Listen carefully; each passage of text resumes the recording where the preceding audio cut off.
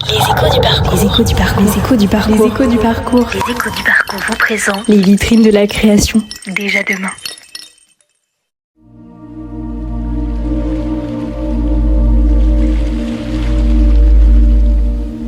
Imaginez un atelier où la lumière glisse sur les fragments de coquillages, comme de l'eau sur une peau tiède.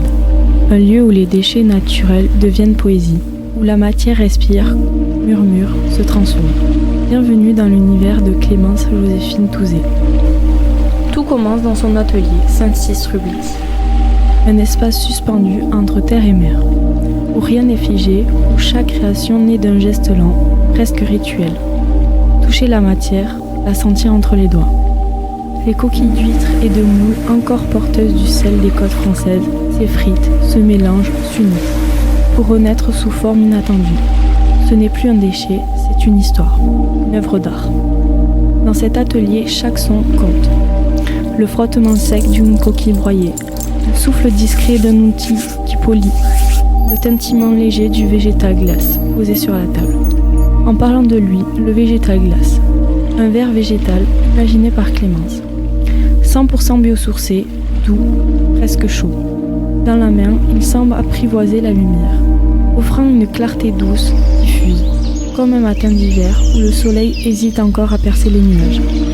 Sa surface ondule, respire, comme si la nature elle-même en avait dessiné les contours.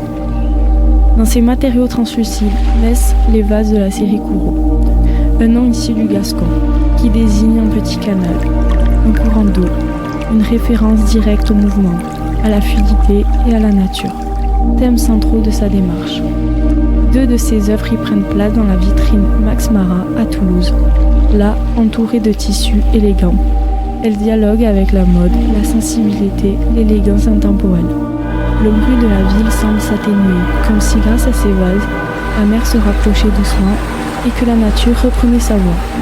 On imagine au toucher les grains de sable sous nos pieds, la rugosité du sel, la douceur d'une algue sèche, le vent frais du littoral. Focalisons-nous sur ces 2 pièces de la vitrine. Le premier, d'un blanc laiteux, évoque l'écume d'une vague qui se retire, une courbe souple qui enlace l'air, une coquille habitée qui garde un secret que l'on pourrait porter à l'oreille pour l'écouter. La lumière glisse dessus, dessinant des ombres tremblantes et uniques, comme le fond d'un ruisseau.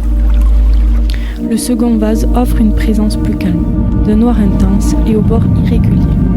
Parsemé d'impuretés, il rappelle les traces laissées sur le sable par les vagues, un fond marin habité par une faune invisible. Ces 2 œuvres proposent un mouvement figé dans un instant. Car Clémence Joséphine Touzé ne crée pas simplement des objets, elle crée des sensations, des paysages miniatures, des fragments de nature que l'on peut écouter, toucher, imaginer. Saint-Cis-Rublis, c'est transformer la matière en émotion.